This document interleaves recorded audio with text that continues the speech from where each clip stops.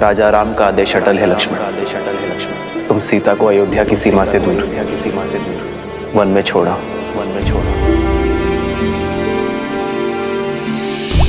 खड़ग की धार ये पथ मर्यादा पर चलते जग हित रघुनंदन। राम सिया राम सिया राम सिया राम, राम सिया राम सिया राम।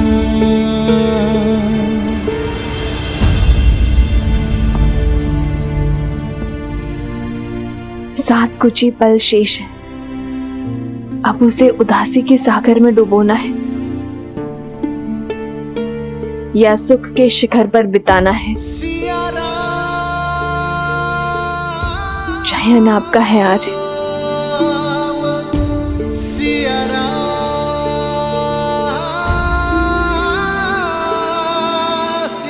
बैठो सीते।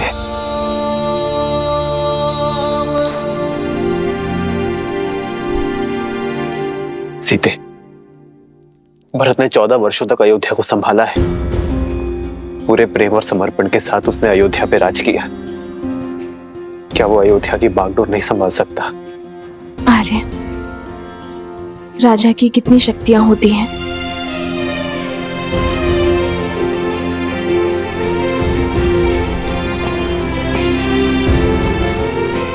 समय की व्यथा को यह प्रश्न शोभा नहीं देता सीते। ये मेरे प्रश्न का उत्तर नहीं है आर्य। एक राजा की 3 शक्तियां होती है सीते। गुरु और ऋषि राजा के प्रण शक्ति होते हैं। न्याय और विद्या राजा की मन शक्ति होते हैं। सेना संपत्ति राजा की देह शक्ति होती है।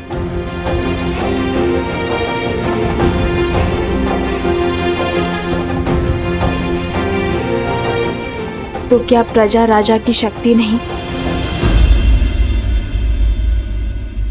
प्रजा ही तो वो स्रोत है जिनसे ये सारी शक्तियां आती हैं। वही परम शक्ति है। परमात्मा सी अटल है। प्रजा के प्रेम और विश्वास के बिना एक राजा अपराधी से अधिक और कुछ नहीं है। तो क्या उस परम शक्ति को त्यागना अपमान नहीं? जिसने सब कुछ दिया, क्या उसे बिना आश्रय छोड़ जाना द्रोह नहीं होगा आर्य?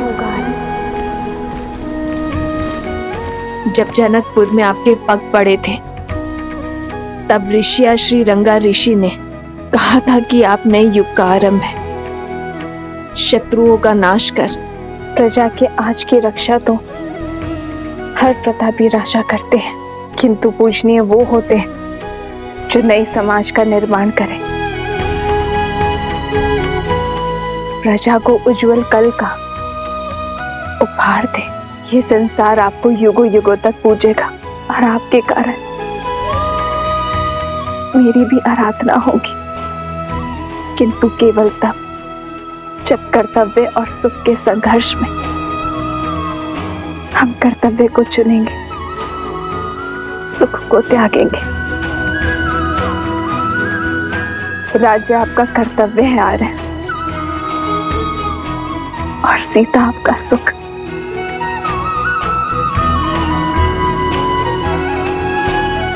राज्य को त्यागने में स्वार्थ है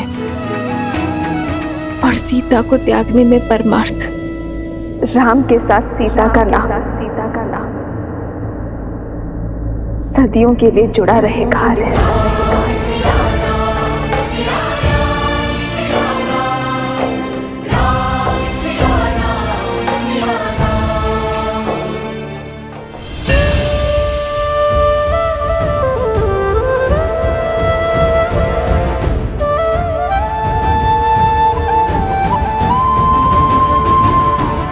बदली पवन बदली मन धारा, बुरी सोच का खेल है सारा। छूटा ना वनवास ये पूरा, मर्यादा का समर अधूरा कैसे करे हमार ये राम सिया राम सिया राम सिया राम।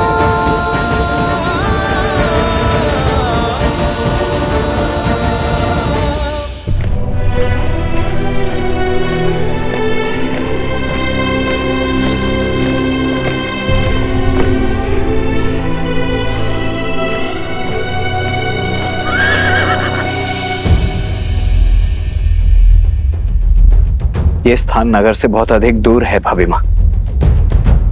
क्या मैं यहीं आप नहीं लक्ष्मण भैया, यहाँ की वनस्पतियां अयोध्या के समान है। यहाँ के स्थल जलवायु में अधिक अंतर नहीं है। आप रथ आगे बढ़ाइए, गंतव्य भी दूर है। जो आ गया भाभी माँ।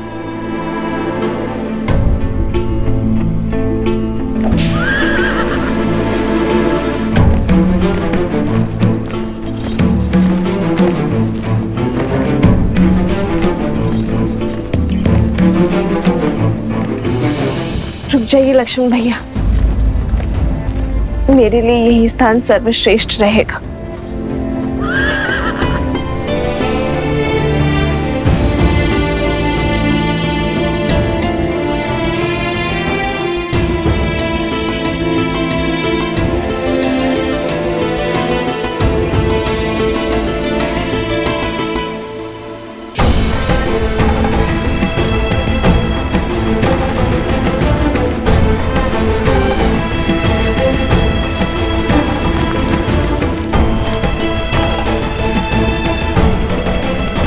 ये वन तो अत्यंत घना है भाभी माँ। यहाँ तो संकट भी 100 गुना अधिक होगा। संकट की चिंता नहीं है मुझे लक्ष्मण, क्योंकि मैं वनवास को जा रही हूँ। संन्यास का नियम कहता है कि दृष्टि की सीमा से परे परिवार को, स्वर की सीमा से परे मित्र को और स्मृति की सीमा तक शत्रु को रखना चाहिए। मुझे अयोध्या की स्मृति की सीमा से परे जाना ही होगा लक्ष्मण भैया, ताकि अयोध्या की प्रजा को राजा राम पर पूरा विश्वास हो जाए। मैं क्यों भाभी माँ, मुझे समझ नहीं आता मुझसे इतना बड़ा पाप क्यों करवाया भैया ने। 14 वर्षों तक मैं आपके दुखों का साक्षी रहा हूं। एक राजा रानी को असहाय होकर वन वन भटकते वनवासियों का जीवन जीते देखा है मैंने। भांति भांति के कष्टों को सहते देखा है। उन्हीं कष्टों की अग्नि में आपको पुनः झोंकने का कार्य मुझे ही क्यों दिया गया।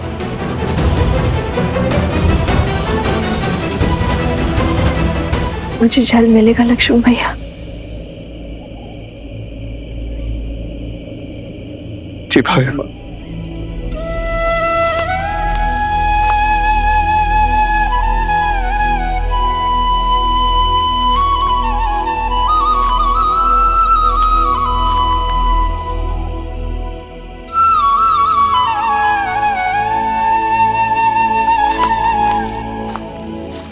लीजिए भाई।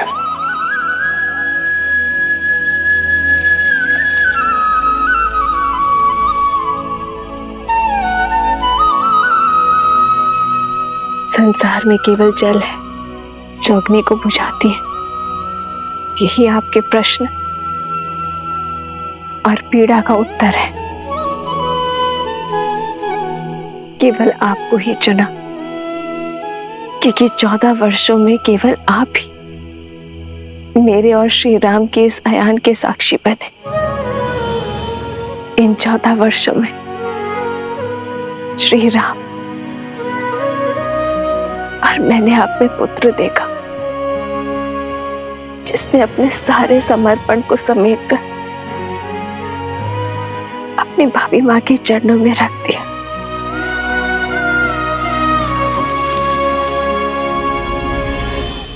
माता पुत्र को इतना कष्ट। क्योंकि वनवास बीत गया है लक्ष्मण। अब आप केवल श्री राम के अनुज या मेरे पुत्र नहीं, अयोध्या के सेनापति भी है। और सेनापति का समर्पण अपनी मां या भाभी के चरणों में नहीं, अयोध्या के चरणों में होना चाहिए। और आपके मुंह से मुक्ति आवश्यक थी।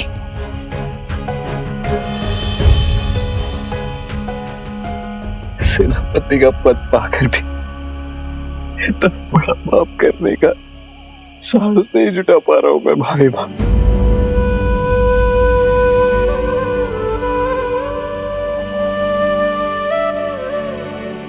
अपनी सोच में कर्तव्य लाओ, भुजाओं में बल और कर्म में साहस स्वयं आ जाएगा। राजा की आज्ञा का पालन करना आपका धर्म है और मेरी भी यही इच्छा और आज्ञा भी है। स्मरण रखिएगा भैया, मैं रहूं या ना रहूं, मेरा आशीर्वाद सदा आपके साथ रहेगा।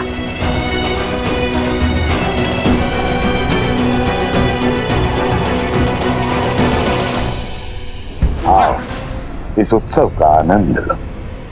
आज पहली बार राम के विरुद्ध इस युद्ध में हमें विजय मिली है। उत्सव मनाओ। समय से पूर्व उत्सव नहीं मनाया करते हैं भैया।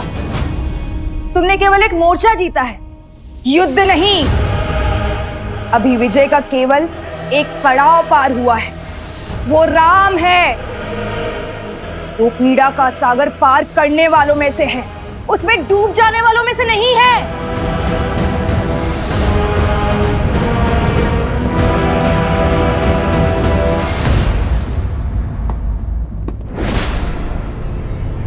राम, तुम्हें क्या लगता है प्रिय बहन, सहस्त्रमुख रावण ये नहीं जानता।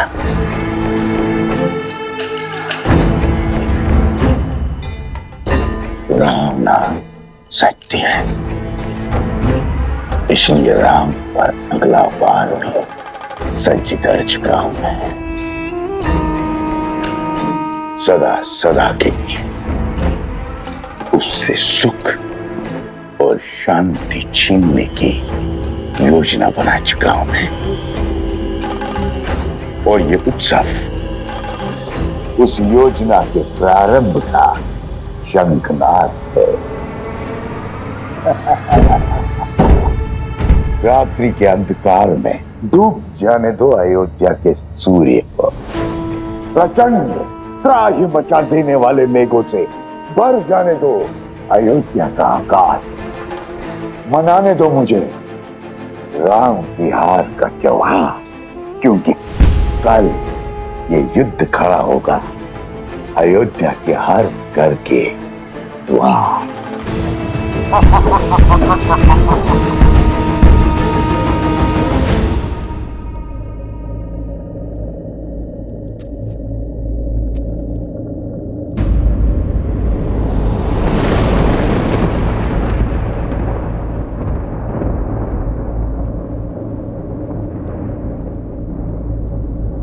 नहीं सीते,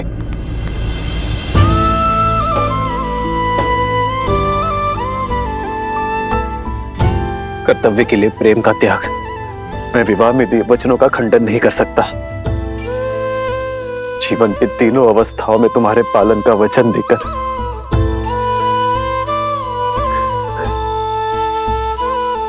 तुम्हें अकेले वन में नहीं छोड़ सकता मैं सीते।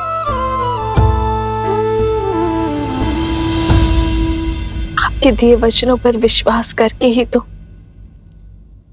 अशोक वाटिका की यातना, विरह की असहनीय पीड़ा को धीरज के साथ सहा था मैंने। और अब वन में भी आपके दिए वचन के संबल पर जीऊंगी और आप जिएंगे उस वचन के आधार पर जो राजा राम ने अयोध्या को दिया है, कुटुंब को संस्कार और धर्म की धारा देने का वचन। समाज में फैली मलिनता, कुविचार और लोक अपवाद से अयोध्या के कल को बचाने का वचन।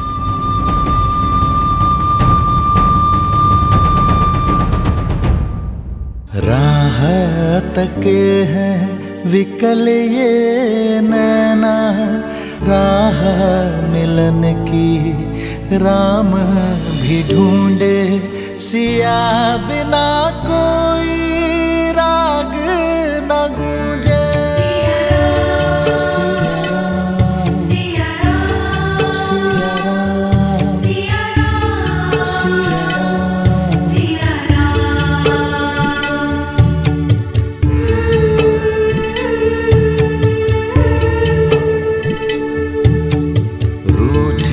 से लगते सांसों के धागे, भीगे ये नैना सोए न जागे, तन से प्राण विलग हों जैसे, सिया से राम अलग हो कैसे।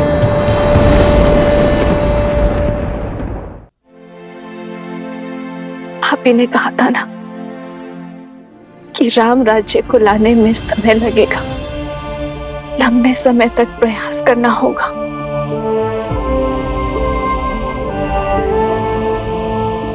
किंतु हमारी संतान तो शीघ्र ही इस जीवन में आ जाएगा। यदि इस पर भी दूषित होने का लांछन लगा तो, लोक अपवाद की छाया पड़ी तो क्या हमारे पूर्वज हमें क्षमा कर पाएंगे? आर्य, क्या इस अपराध के लिए आप स्वयं को क्षमा कर पाएंगे? आर्य,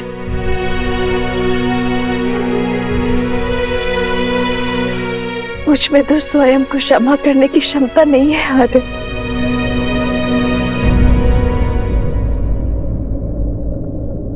ठीक कहा सीते तुमने।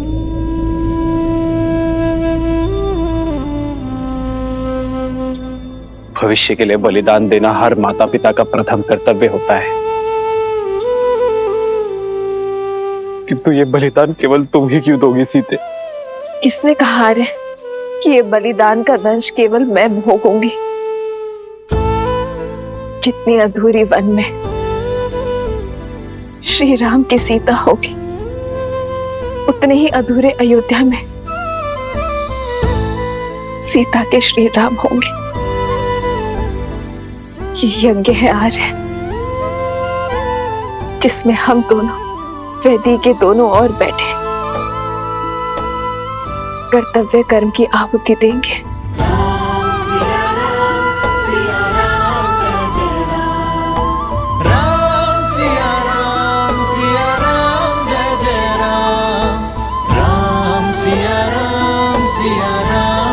जय राम। आज अपनी संतान के उज्जवल भविष्य के लिए भिन्न हो रहे हैं हमारे। सिया राम, आप अपनी प्रजा को शिक्षा देना, मैं हमारी संतान को संस्कार दूंगी। सिया राम,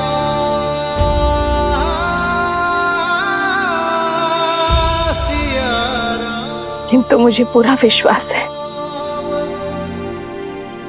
हमारी नीति शुभ है, इसलिए नियति हमारा मिलन पुनः अवश्य करवाएगी। हम दोनों की सोच एक है आर्य, इसलिए कार्य क्षेत्र भिन्न होते हुए भी हमें एक होने से कोई नहीं रोक सकता। जन्म जन्म का है ये संगम, राम रतन सीता वह